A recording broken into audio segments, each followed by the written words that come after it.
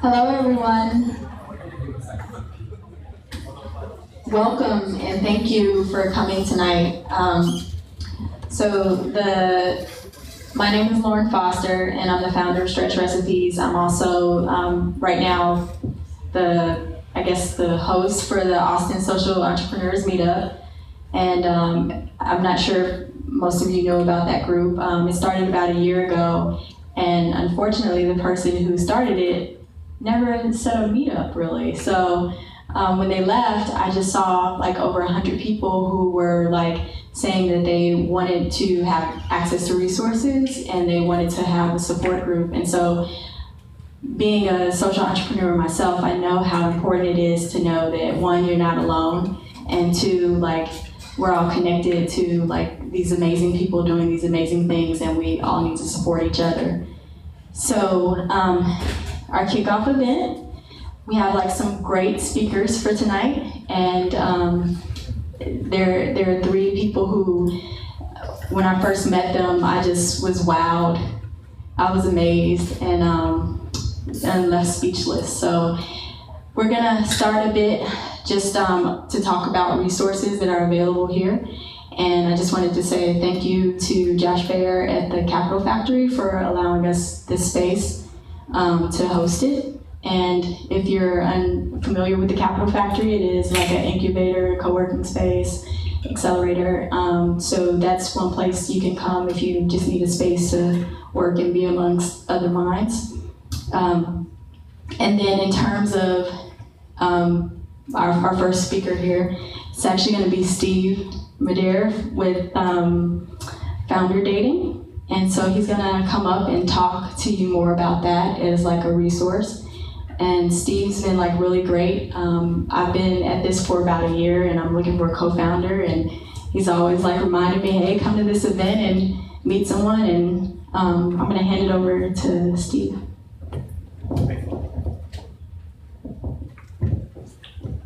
All right, well, thanks everybody for coming out here, and thanks for being patient, listening to my story about founder dating.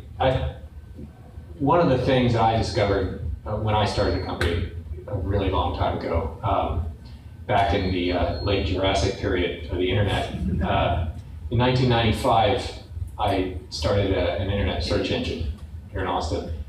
And I was a tech guy, and I had always worked in companies full of all tech guys, basically, like, consulting companies and things like that.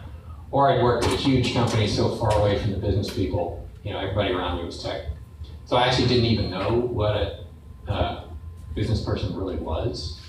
And so I just tried to wing it on my own. And let me tell you, it was hard. I got the world's most expensive MBA. I think it cost maybe $20 million. But I did get it, and one of the things I learned from that is when you start an enterprise, you should probably have some people in there with both kinds of expertise, both the tech and the business expertise. And so when I found out about founder dating, I was really pretty excited, because really, when you do decide to start some enterprise and you've got one particular set of skills, what do? You think of all the people you know that you've worked with before, and who would like to join you in this, right? And so you go to them, and they're already in a committed relationship right now. Surprise. Or they don't like commitment. There are various reasons why the people you already know just aren't going to work out for it. And it's just starting to sound familiar. This is the same reason why people started creating matchmaking sites, right? Because you need a wider universe of people to choose from, and people who you know are serious about really starting something, right? And you need to know that they're interested in the same kind of things that you're interested in, etc. And that's why Founder Dating was started, was to give prospective company founders a place to find the person with complementary skills that they need to operate their business. And mostly what we focus on is an engineering founder finding a business-minded founder. But every once in a while, you also see other combinations where multiple people will get together. Somebody's got sales experience along with somebody who's got fundraising and somebody else who's got the technical experience. But in short, each of you, hypothetically, is probably going to be starting some kind of enterprise, or at least want to. And you probably should not do it entirely alone, because that's a really... I'm not sure why this mic's up. Is there a...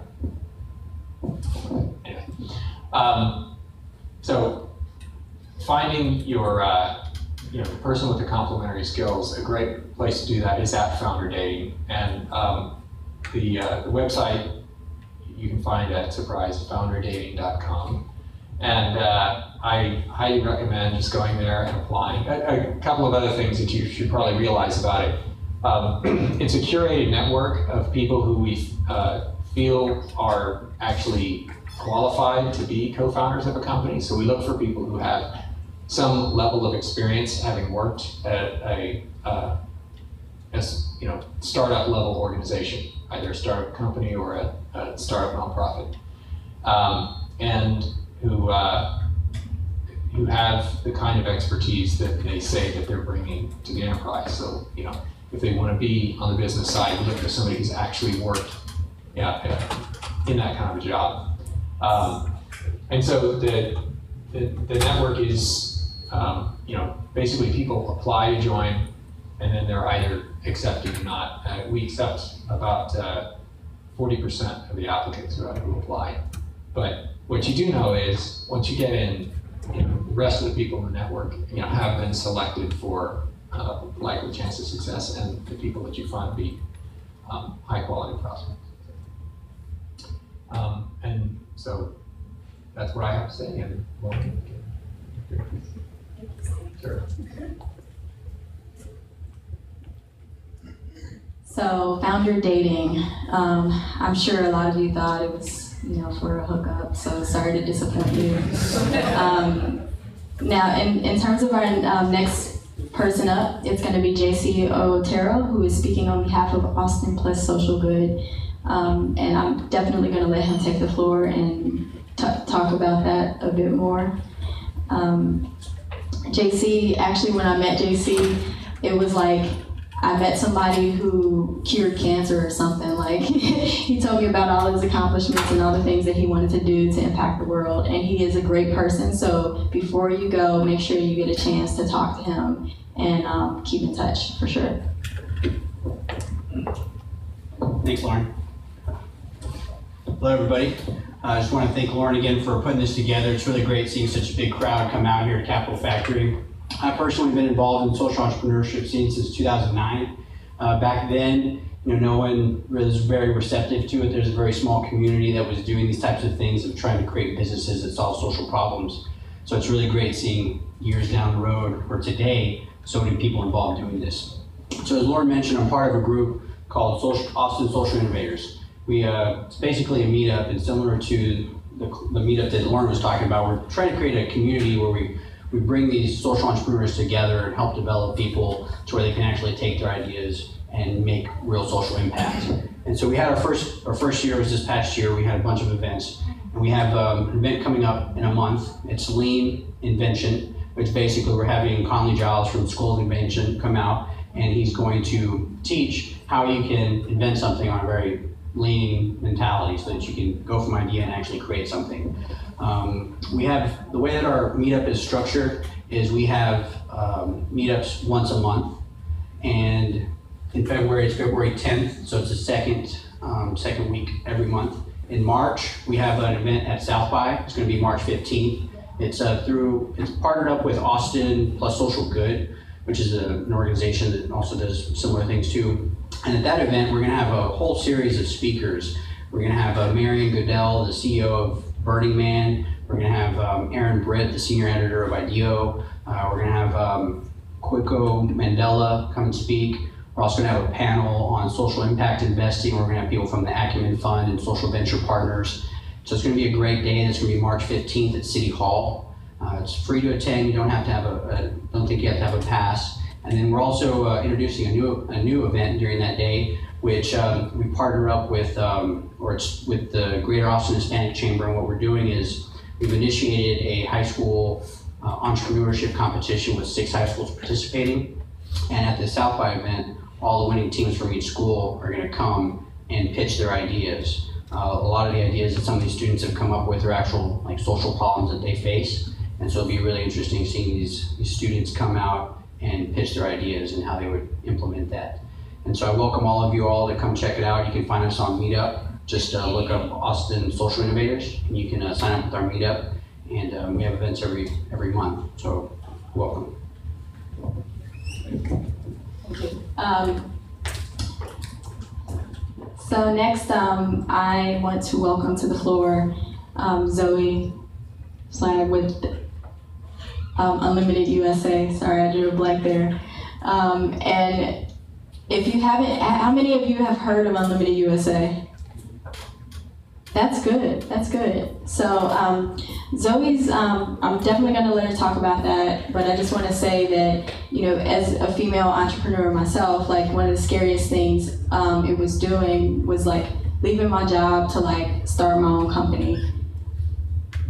Zoe started a company that empowers people like me, and not just women, but men in general. And so that's fascinating, and that is hard work, and I commend her for it, and I'm grateful that she took on that mission. So I'm gonna pass it to her.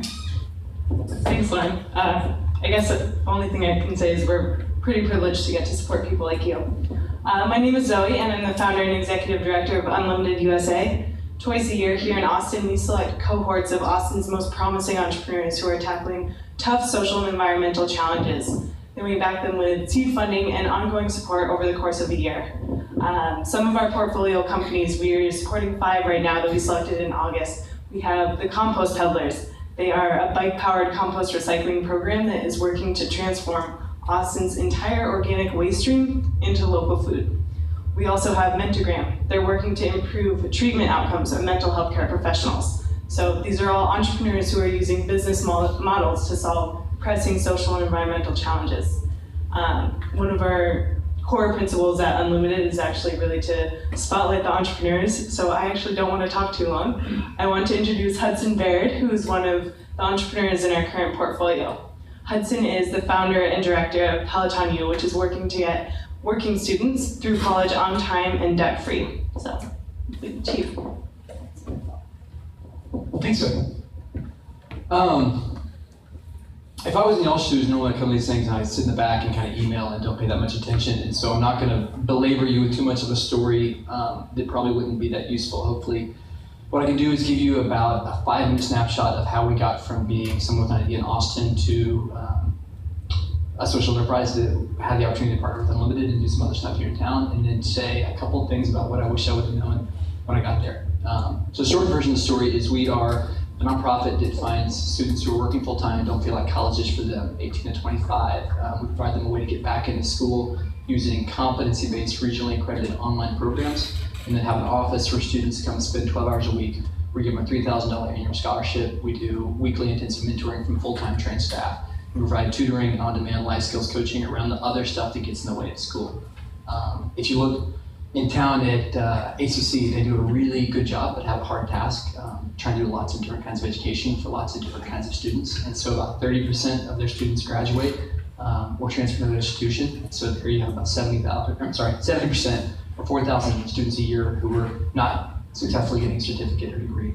And that's the kind of students we're trying to help. A bit about me, I grew up here in Austin, studied international development, and did 2 startups before this. When we came to this idea in 2012, I was approached by an entrepreneur here in town who said, hey, I've got some folks working for me. I see kind of systemic disadvantages in the higher education space. Clearly there's issues where it could improve all the way through K and 12, but at higher ed, lots of people are getting stuck. At higher ed, the people who benefit the most from education are the people who quite often aren't persisting through to get a degree, which has verified outcomes in employment likelihood, in lifetime earnings, and in the opportunities for kids and for neighborhoods. And he said, hey, can we go look at a way to take technology, figure out what's going on in the online ed space, and pair it with a community, with mentorship, and that sort of things would be helpful. He pitched me on running it for him, and I said, yeah, piece of cake, that would be fine. Not realizing the complexity of education or of poverty or of some of the reasons kids are getting stuck. So we started out and we said, let's pull together a group of students, let's go recruit them from nonprofits that are working with high-risk youth, and let's move them into a bunch of apartments together on East Riverside. The idea was let's build a learning community, let's put them all together, we'll do remediation, and we'll also do kind of community life skills education and learning. So I rented a bunch of apartments, filled it with IKEA furniture, and moved 13 students in with myself and said, I'll live with you and help make sure you get through college. And as I should have known, it was a disaster. Just like I, as a freshman, goofed off and skipped class, they did the same, only we had liability and costs associated with those choices they were making. And so as we began to learn that, hey, they are gonna be kids and have a lot of fun, that this isn't a simple business model, went back to our board, went back to our funders and said, hey, let's reevaluate the sorts of students we can serve and the sorts of ways we can provide that service. And so we retrenched in January of 2013. We moved to Center 61, which is a co-working space for social entrepreneurs out off East MLK. And we said, let's let our students live where they want to. Let's let them work where they want to, because we think work is a big part of education, and for many of them, they need to support themselves and their families. Let's have them come spend time with us. There we can be a mentor, we can be an advocate, but we don't have to be the nagging parent that's breathing down their neck if they're staying up late on a Saturday night. And have found that to be much, much more successful.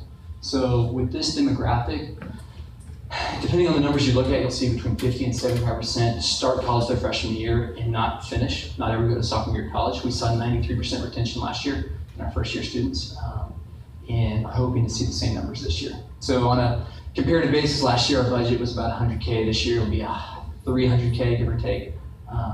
We'll have about 6 full-time staff. And we're moving towards a model where we partner with employers who send us students who are working for them full-time. The employers have existing tuition reimbursement programs, and we lean on them to pay the cost of education for our students, so it's set free for them. And then we, depending on the retention outcomes, we can demonstrate that are an increase over what they're seeing internally. We charge a fee on top of that to make sure that they're paying some of the overhead associated with our costs. So we're not a social enterprise yet. Right now, we're predominantly a nonprofit. About 80% of our revenue comes from private philanthropy here in town.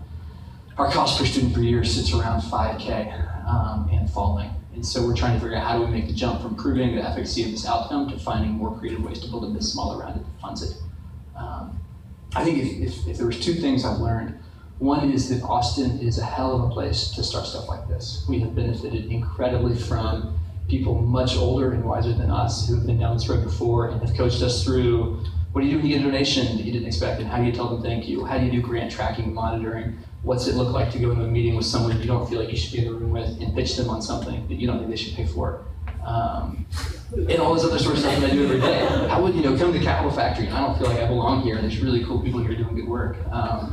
And so Austin is a place where people take meetings that they shouldn't and are willing to talk to you and are willing to advise you. Zoe and Lauren and others have done that for us, and we've benefited incredibly from this community that needs more social enterprise.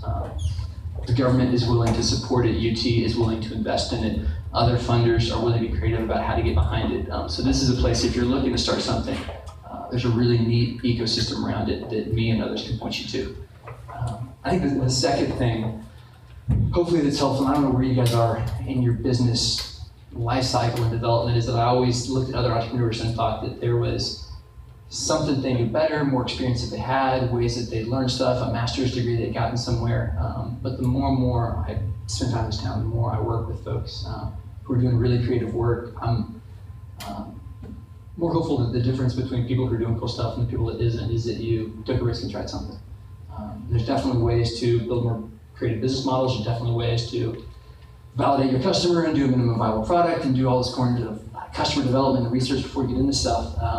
But the people who are rock stars aren't that much more smarter or gifted or talented than us. It's just that they got up there and they tried and they stuck in it longer than they should have, and the business grew up around them. So the degree that you guys are thinking about doing something, I'd encourage you to. Keep your day job and your benefits as long as possible, because it turns out those are helpful. And in the interim, to the degree that I or Zoe or Lauren or others can be a resource for you all, I've benefited immensely from that. Would love to do that for you guys.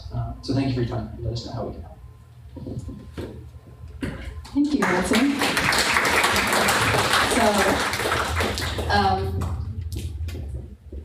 Wow. And that actually is the perfect segue, because I'm now ready to introduce Joy Pecoraro, our second speaker of the evening with the WOW campaign. I mean, it's funny. When Joy and I first met, we talked and we told each other our stories, and literally, for about 2 minutes, we just sat there going, wow, wow. And she definitely has that effect on people because she's a great storyteller and she really cares about people's success, particularly women, thus the WOW campaign. But I'll let Joy come up here and talk a bit more about her work and anything that she would like to share with all the Austin social entrepreneurs. Thanks, Lauren, for the introduction. I'm really nervous because I think that was a really tough act to follow, so bear with me. I am Joy Pecoraro. I am the founder of the WOW campaign. It is not a nonprofit. It's not a 501c3 if we're talking IRS terms. Basically what happened was I had a light bulb moment. I went to UT, I grew up in Pomona, California. Does anyone know where Pomona, California is? Okay, shocking. So it's kind of like the armpit of LA, really. I am 100% Hispanic. I was a first generation college student. I was on the road to be another statistic for sure. Google saved my life, really. I Googled where to go to college. I came from a family where my parents told me, you don't need a college degree, just go get a good job that'll pay you $40,000 a year and you'll be fine. And growing up in Pomona, really, that's what everyone is about there. So I wanted to get out, and I did. I literally Googled places to move. Fast forward from my Google search in 2006 to 2015, I graduated UT. It took me a long time, but it was really sad because when I graduated, no one was there and no one cared. And I thought, oh my gosh, this is horrible. If I'm going through this, I got lucky because I was surrounded by great people that I initially met when I moved to Austin. But I thought, no wonder these statistics are the way they are. No wonder that people that I grew up with stay in Pomona. No wonder they don't go to college. No wonder they're definitely not owning businesses. Because who you surround yourself with and the type of environment you're in really impacts your life. And that is exactly what happened to me. I was very, very fortunate, and I still am, that I met wonderful people here that had a lot of experience and some capital, and basically said, you know what, Joy, we believe in everything you do. Whatever you want to do, we will find you the funding. Go ahead and fail a couple times if you want to. We've all failed like 30 times. And they started sharing their stories with me. And these were people that, had the financial means, they had the educational background, they had the great environment that they grew up with. And they were telling me that I could go and fall flat on my face and that they were going to lift me back up. So when that happened, that's when that light bulb went off, and I thought I could really make a difference and make sure that every single person has access to a story and has access to what I went through, essentially. So that's how I started the WOW campaign. I had a great network of people, and I reached out to the women that I knew, and I said, hey, let me film you on camera, and we'll tell your story to the world. And I knew I was, I cared about people without cursing. And that's exactly what happened. I interviewed 46 women, trailblazing women in a number of different industries here in Austin, from Lauren Foster to the owner of Whataburger to the Austin fire chief to you name it. I probably have interviewed her, or she's on the list of 153 referrals that I received in the process. How this impacts social entrepreneurship. So no offense to all the nonprofits out there, but Lauren and I have had this conversation a lot. One of the questions that I got on the daily by minute was, are you a nonprofit organization? And I could have funded a WOW campaign for the next 30 years if I were, because I'm every donor's dream come true. I'm data driven. I know all my numbers, I know my analytics, I have the marketing down to a T, and I'm making an impact that has measurable results. So I'm not a nonprofit because I didn't want to go down that route. I wanted to actually do it the hard way. I wanted to go after corporations that I knew wanted to market to women. Essentially, I wanted to get their money out of their advertising budgets. And I knew I had an audience, and I knew I could continue to captivate the audience. So I did. I called up Miller Coors, I called up Mercedes-Benz, I called Raymond James, and they all called me back. And I said, I put in a plan in place, essentially, and I said, give me X, and you will get Y, and I can put you in front of this demographic, and I can also, with your money, provide resources and education to the women that are going to be watching these interviews. Guess what? Worked like a charm. Those doors that were shut, started to open because I could measure the results. And a lot of the nonprofits, or not a lot, actually, some of them, not all of them, could not measure results. They just wanted the donation, and they could not show the metrics, and they could not show how they were impacting. So I turned the WOW campaign into a blog. I think shown now this week will be maybe 7 or 8 interviews. I have enough content to roll out for the rest of the year now. So now it's all marketing, and I wanted to share this with you guys today, especially because I really wholeheartedly believe that where there's a will, there's a way.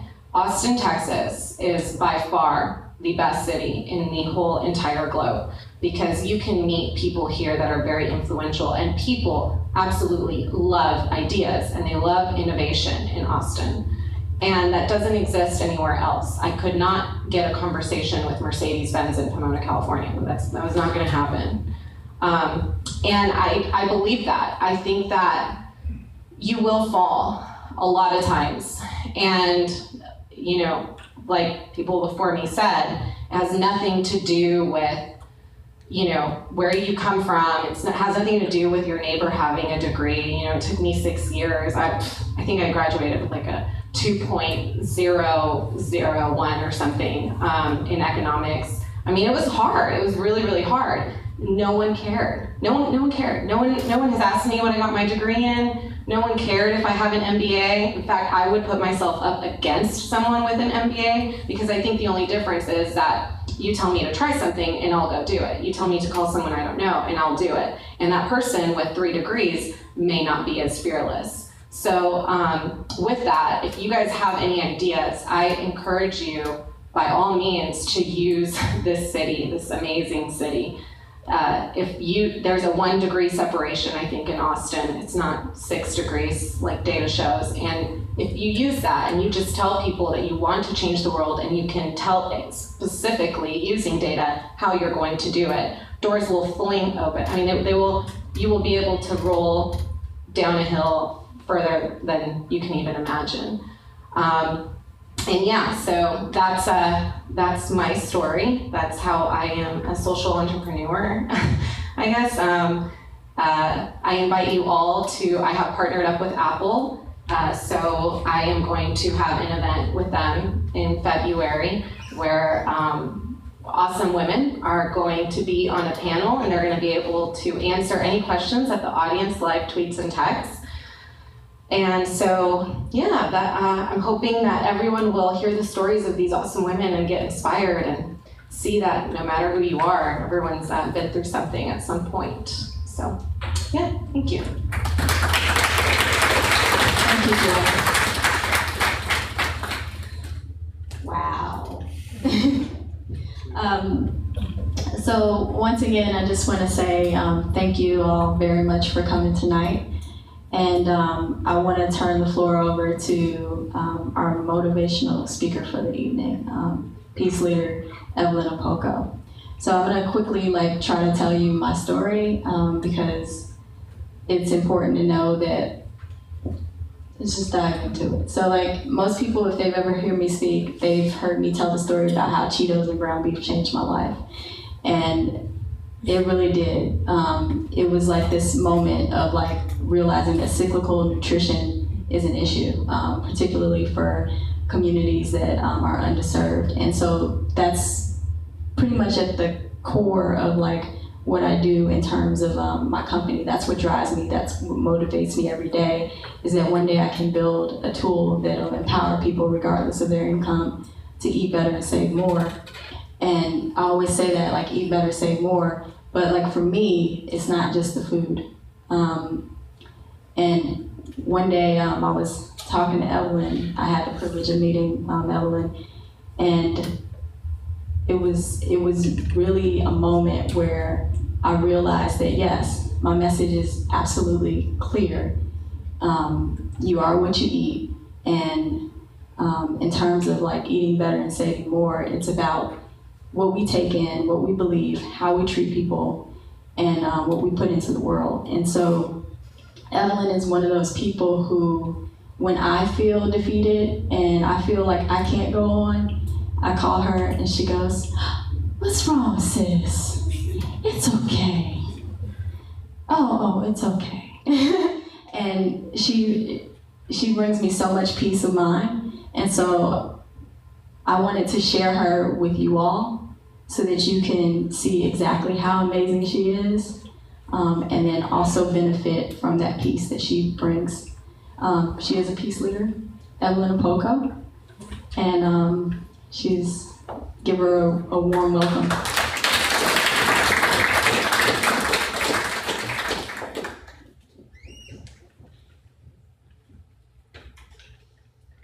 Thank you so much, Lauren, for inviting me here. And I'm not good with the microphone, but I'm going to try my best. My name is Evelyn Apoko, and I was born in northern Uganda, in East Africa. And I came to the United States in September 2005. My first time here. I was in Indiana for plastic surgeon, and it's a long, I don't know where to start it. It's just I can write a book about it. But anyway, so I came to United States for medical care. And when I first came here, I did not speak any English, and I was 16 years old. And I was put in a household of an American family who speak English, and I did not know any English, so I don't know why did that happen. But it has been my dream also to learn English, so I felt like it was a good opportunity for me to be able to communicate with them in a way. So when I first came to their house, I did not know anything about America. I did not know anything about them. But all I had to do was to trust the process and know that all was going to be okay. And when they first met me, I came with an interpreter who stayed with me for 1 week. Then she returned back to Uganda. And when my host family started hearing about my story, they were clueless. Like, my translator would be told them what was happening in Uganda, and I was one of those victims of the children, and they were broken. They were like, well, we don't, like, they were like clueless about what is going on in some part of the world. And so through me, they got to know a lot of what was going on in Africa and what some of the kids have to witness, like myself. And at that point, I didn't want to talk about it because I didn't want to go to the place which reminded me of my path and all of that. But I grew up in a very small village in northern Uganda with a wonderful family who loved me so much. 5 brothers and 3 sisters. And I came from an uneducated family. My both parents were unable to attend school. And so when I was brought up in the world, in Africa sometimes they look at girl like, girl doesn't matter a lot when it comes to education. So it's always focused around boys. So, and for me, I don't believe it is true always. So when I was brought up in the world, my parents had too many children, they could not sponsor for me to go to school. So my mother came to realize that is there any other gift she can give me? So I didn't know even how to write my name. And of course my mom is an uneducated mom, and also she didn't know how to write her name. So one reason why I communicate with her, I say, you know, my mom always told me, I'm going to take you in the garden and teach you how to work hard in the garden. And that one reason why I would bring her like a topic, I said, Mom, if there's anything I want to know in life, I want to know how to write my name. I wanted to be able, when I go to the hospital, I don't want the doctor to pick up the pen and write my name. I wanted to be able to pick the pen and write my own name. And my mom would look at me and say, well, I have never been there, so I don't think you will ever. But you have to trust that God, whatever we call it in your language, has a way for everybody. So for me, I did not choose to take that for granted because I knew that my life is my life, her life is her, and my father has his own life. And at that time, my father was a very abusive father who was abused my mother so much. And for me, it was hard as a child growing up in the household, knowing that this is a woman who worked really hard to provide for her kid. In the end of the day, my father doesn't appreciate her. It's just because she doesn't have education. And at that time, I had a grown-up brothers. And that they were not at the level where they can be able to fight back. So I was always get frustrated with my brothers. So why could you do something when my father is abusing my mom? And they said, well, we are not at that point. So my father would act like a man toward my mom, and without even knowing she's a woman. And my mom always make a joke that, well, why you always act to me like a man? That when the rebel comes, you always take off running.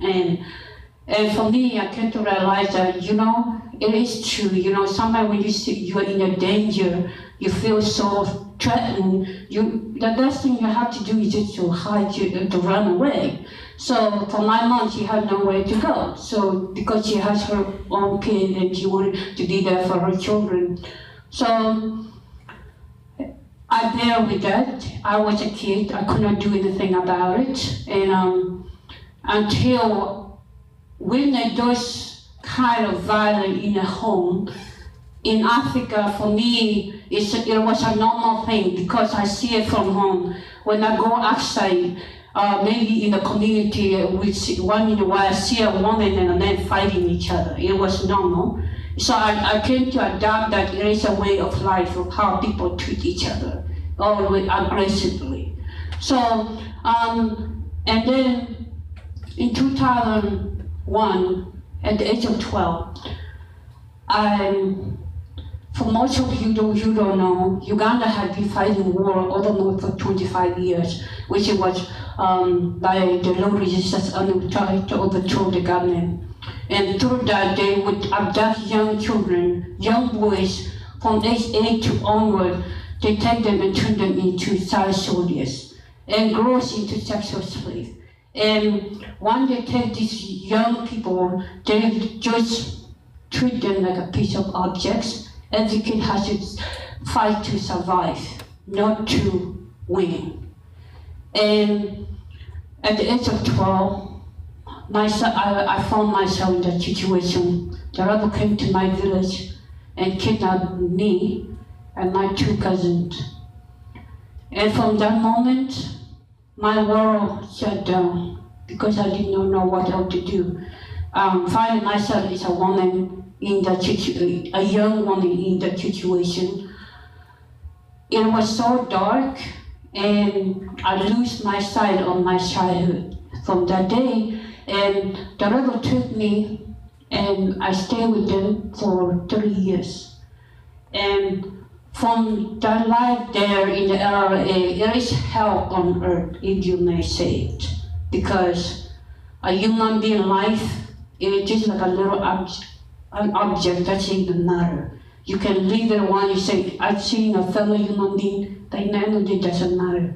like a young kid had been brainwashed, killing her own parents or her own relative, and then they took her or him away from that.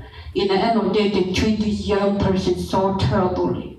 In the end of the day, they have been traumatized.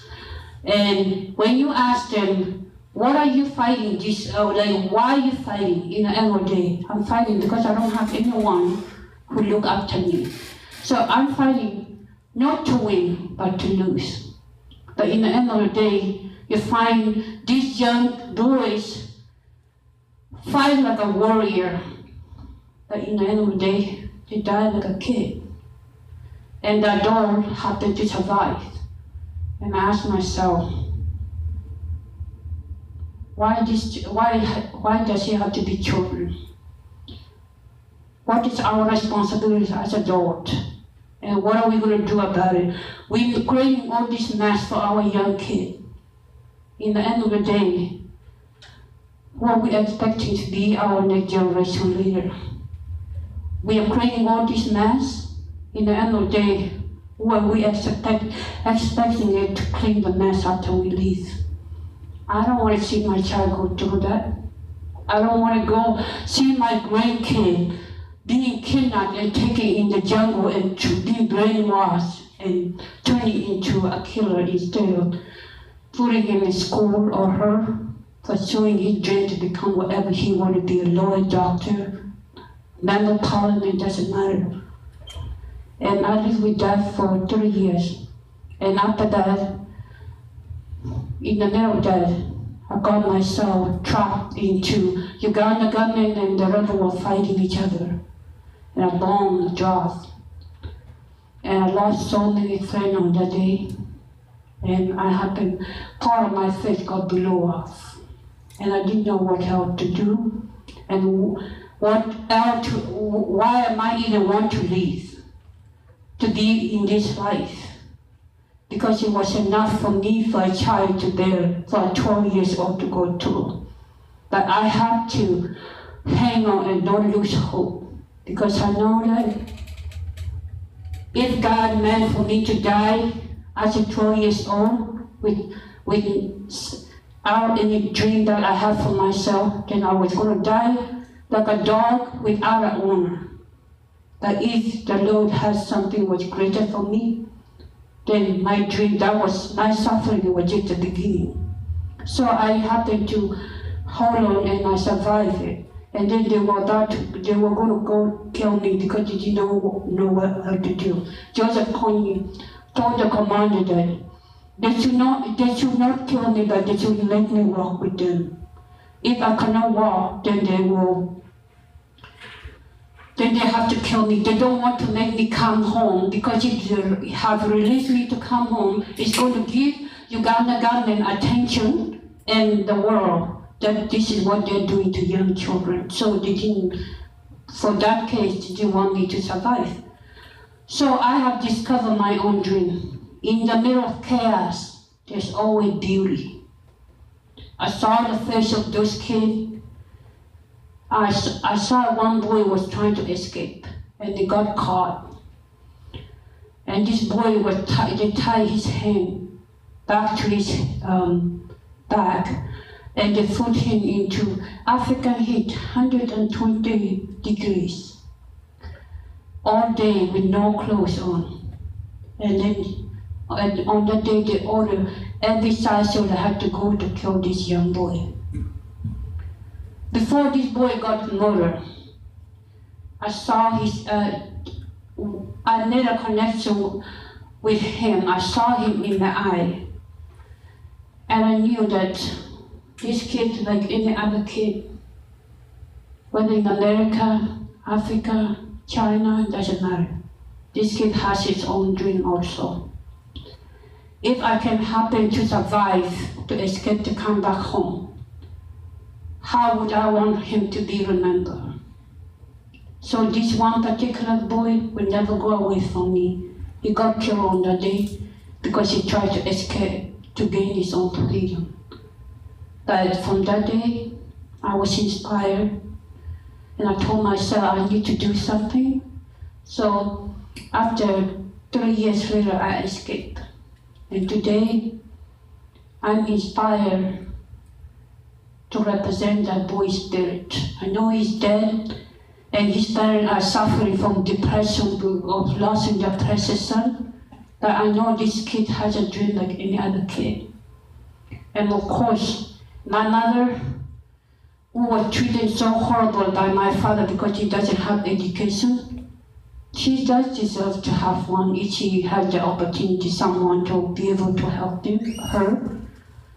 And so I believe we all have our dream, but sometimes in the middle of that, when the hard part hits you, like life hits at you, sometimes you lose the sight of hope, even you don't know what else to live for. So today, I am inspired to be the voice of those who don't have a voice, because I know that my suffering, it is hard to deal with a nightmare of 24 hours, but at the same time, I know I have survived for a reason, and we all have story to tell. And I'm willing to be the boy or the young boy who died without anyone even seeing him. I was happy to be his boy to see him. Witnessing my mother being abused in the household because, I don't know, because probably because she doesn't know how to write her name or all that. But in the end of the day, I'm inspired to carry her spirit on, to allow to create something which is bigger than those two who they represent. And I am planning to start a program in northern Uganda. It's similar like African Youth Leadership Academy to bring young boys and girls together, to educate them and to let them cover their own humanity of how they can rise up as, because I believe that yes, we have corruption everywhere. But if we can educate our kids, the young generation, that the peace that we all looking for is start with us and then go in the world, and we all deserve to be treated with dignity and respect. And if we don't have that for ourselves, how are we going to recognize it in another person? And I want this program to be able to allow those kids to discover their own humanity, and then they can go back to their community and be able to share those wisdom, and to be a healing place for them where they can be able to look at one another, say, I see you for who you are, and you see me for who I am, and what can we create together to make this world into a better place? So I am privileged and honored to be here tonight, and I invite you, if you're inspired to do so, you can join me to be a part of it, because I believe that we are a part of someone's life. We can change with whatever we do. So thank you so much, and I'm so honored to be in your presence. Thank you for witnessing me, and I'm happy to see all of your faces. Thank you.